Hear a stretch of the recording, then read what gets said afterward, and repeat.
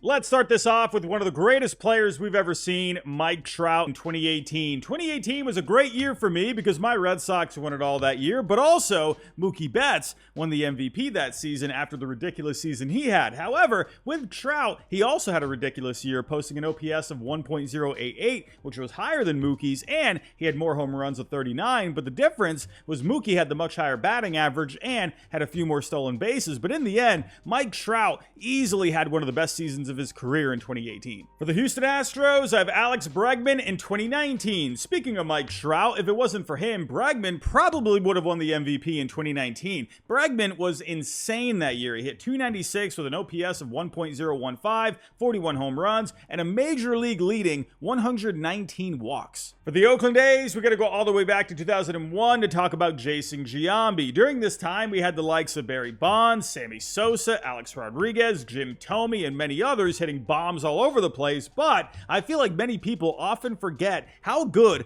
Jason Giambi was during this time. Now, in 2001, he had under 40 home runs with 38, but had an American League leading 1.137 OPS, which included a 660 OPS and 47 doubles. Now, Ichiro won the MVP that year. This was his first season in Major League Baseball after coming over from Japan. He was a sensation that year, but in all honesty, Ichiro, I think, did have a great year, but I think Jason Giambi had the better year. I think he should have won the MVP that year. For the Blue Jays, let's go with Jose Batista in 2011. In 2011, we saw Justin Verlander win the MVP, which is rare because pitchers don't often win the MVP, and we saw Jacoby Ellsbury come in second after the breakout year he had, but in third place was Jose Batista. This guy was an absolute madman in 2011. He had an OPS of 1.056, which included a ridiculous on-base percentage of 447 and 43 home runs. Nasty numbers. For the Atlanta Braves, I'll go with Hall of Famer Eddie Matthews all the way back in 1953. He came in second place in MVP voting that year, only behind Hall of Fame catcher Roy Campanella, who also had a great year. But with Matthews, he was awesome. He hit 47 home runs with an OPS of 1.033. Now, there's another guy I want to mention as well, and that is Greg Maddux in 1995. This guy was off the charts that year. I mentioned earlier Justin Verlander winning the MVP, and pitchers don't often win the MVP, but if there was ever a time for a pitcher to win the MVP, well, here you go, 1995. Look at these numbers. He went 19-2 with an ERA of 1.63. He did win the Cy Young, but my goodness, he absolutely had a case for the MVP that year. For the Milwaukee Brewers, I'll go with Christian Yelich in 2019. He actually won the MVP the year prior in 2018, and if it wasn't for Cody Bellinger in 2019, he probably would have gone back-to-back. Now, with Christian Yelich, he actually had the better overall slash line, hitting .329 with a 429 on base, a 671 slugging, and 1100 OPS, 44 home runs, 30 stolen bases. This is an incredible year, but the reason Bellinger came out on top, his defense was a little bit better that year, had a couple more home runs, but most of all, ended up playing 26 more games than Christian Yelich. Yelich ended up missing some time down the stretch, so Bellinger ended up coming out on top. For the St. Louis Cardinals, I have Albert Pujols in 2003. Honestly, I think this is one of the most forgotten seasons of all time. I feel like when it comes to Pujols, people remember how good he was in the mid-2000s to the early 2010s, and of course, Barry Bonds was just an absolute monster during this time, but Pujols had an incredible 2003 season. He came in second place that year. He hit .359, which led the major leagues, had a 439 on base, a 1.106 OPS, 43 home runs, 124 RBIs. He led the National League in hits with 212, and he led the major leagues in runs with 137. Albert Pujols was incredible in 2003. For the Chicago Cubs, I have Sammy Sosa in 2001. I also don't think a lot of people remember how good Sosa was in 2001 because, what do you know, Barry Bonds again had 73 home runs that year. My goodness. But Sammy Sosa also put up Looney Tune numbers that year. I mean, look at these numbers that he put up. Hit at .328, a 437 on base, a 737 slugging, a 1.174 OPS overall. He had 64 home runs that year, had a major league leading 106 160 RBIs. I mean, Sammy Sosa, this guy was ridiculous, but unfortunately, he got overshadowed by one of the greatest seasons of all time. Let's stay in 2001, shall we, and talk Luis Gonzalez for the Diamondbacks. We all remember the D-backs slaying the Yankees in an amazing World Series that year, but a huge part of that team was Luis Gonzalez. He was amazing that year. He played all 162 games, hitting .325 with a 1.117 OPS and 57 home runs. One of the most underrated seasons of all time, in my opinion. For the LA Dodgers, I'm going to go with Adrien Beltre in 2004. Earlier, I mentioned Pujols' 2003 season seems to be forgotten, but how about Adrien Beltre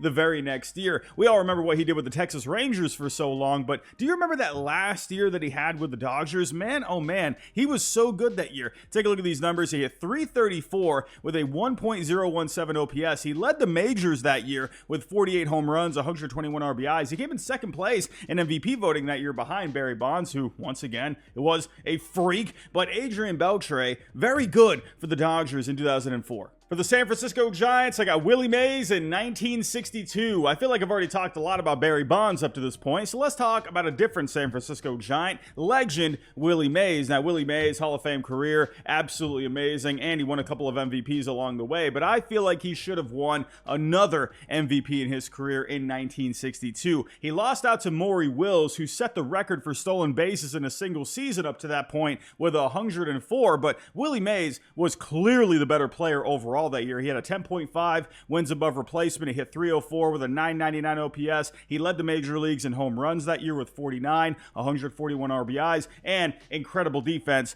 in the outfield. Willie Mays got robbed in 1962. For the Cleveland Guardians, we got to go back to when they were the Indians in 2002 and talk Jim Thome. To me, Jim Thome is probably one of the most underrated power hitters of all time, and he was a madman back in 2002. He only finished in 7th place that year, but this guy's numbers were off the charts. He hit .304, a .445 on base, a .677 slugging that led the American League, along with an American League leading 1.122 OPS. He had 52 home runs, 118 RBIs. Jim Thome, in my opinion, I'll say it again, very underrated. On to the Mariners, and I have Alex Rodriguez in 2000. Now, Alex Rodriguez won a few MVPs in his career, but 2000, I think, should have been a year where he won another award. Now, if we take a look at these numbers, he was excellent that year. Had a .316 batting average with a .420 on base, a 1.026 OPS overall. And when you take a look at the wins above replacement, he was at 10.4 that year. Now, that was behind Pedro with an 11.7 that year. But if you were to look at just the position players that year, Alex Rodriguez, in my opinion, was head and shoulders above Giambi, above Thomas, above Delgado here. I think A-Rod should have won the award that year. For the Marlins, I have Hanley Ramirez in 2008. This one hits a little close to home for me because my Red Sox traded away Hanley Ramirez, who was a top prospect for them at the time, along with Anibal Sanchez, to the Marlins for Josh Beckett and Mike Lowell, who were both huge pieces for the Red Sox in 2007 en route to a World Series championship. Now, for Hanley Ramirez, he did finish in 11th that year, but had a very solid year that year. He hit .301 with a 940 OPS. He had 33 home runs along with 35 stolen bases while playing great defense. Hanley Ramirez, that 2008 season, I think, is pretty overlooked. For the Mets, I'm going to go with David Wright the year prior in 2007. I'll be honest, I think Wright got robbed in 2007. Now, Jimmy Rollins, who was solid that year, won the MVP, but I think it should have been David Wright who finished in 4th place. Now, he was so good all around that year. He hit .325 with a 963 OPS, 30 homers, 34 stolen bases, all while playing great defense at third base. Now,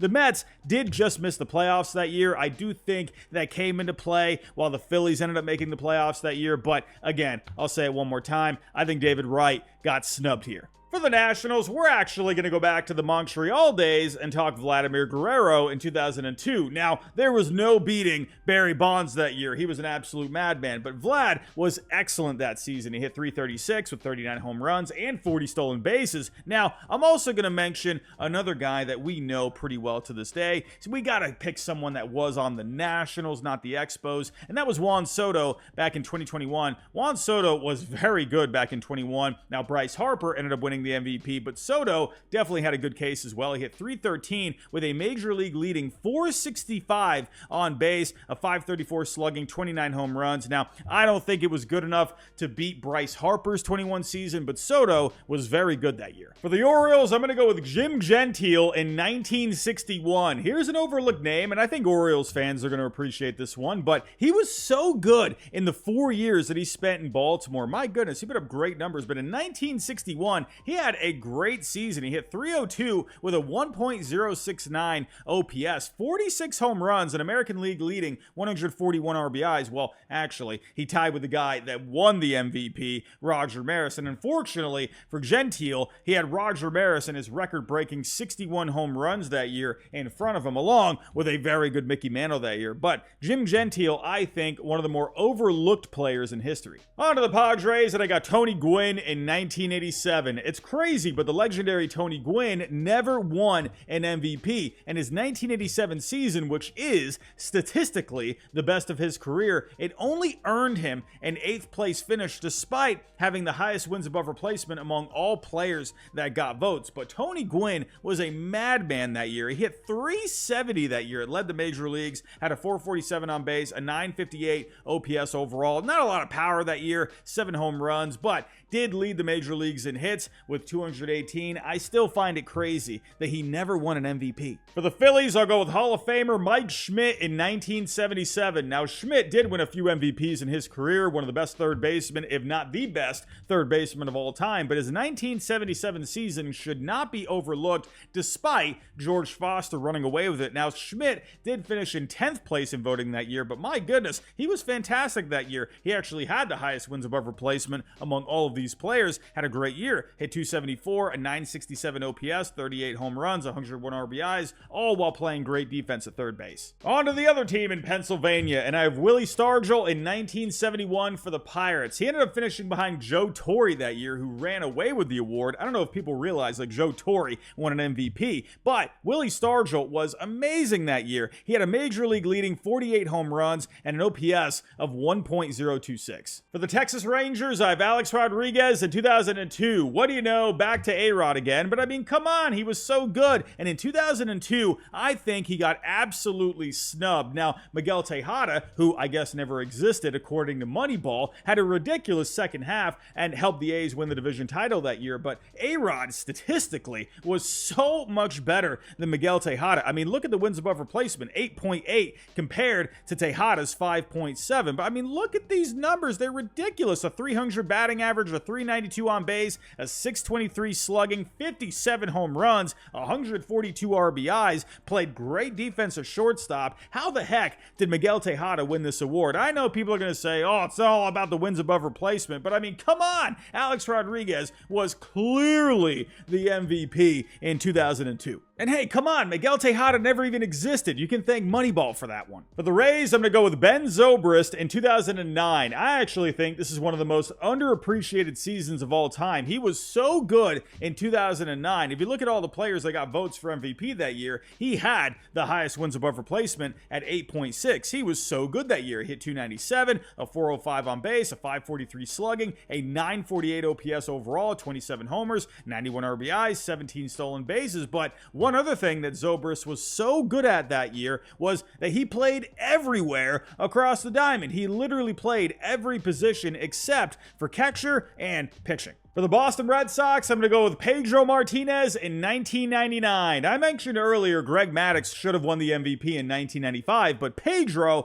definitely should have won the MVP in 1999. If you go to Fangraphs, Pedro Martinez's 1999 season is still considered the greatest pitching season of all time. These numbers are absolutely ridiculous. He went 23-4 over 31 games, 29 starts, had an ERA of 2.07, a FIP of 1.39, 13.2 strikeouts per 9, 1.5 walks per 9, 0.38 home runs per 9. These are absolutely stupid numbers, and he did it during the time when we had some of the greatest hitters of all time. I don't know how Ivan Rodriguez won the award in 1999. I know Ivan Rodriguez did great things that year, but my goodness, how in the heck did this guy not win the MVP? I'm going to lose my freaking... For the Cincinnati Reds, I'm going to go with Joe Morgan in 1973. Now, Joe Morgan was awesome in the 70s, and he won back-to-back MVPs in 75 and 76, but his 73 season was awesome. He came in 4th place that year in voting, hit .290 with a .406 on base, a .493 slugging, 26 home runs, and 67 stolen bases. On to the Colorado Rockies, and I got Todd Helton in 2000. How did Helton not win the NL MVP in 2000? He was by far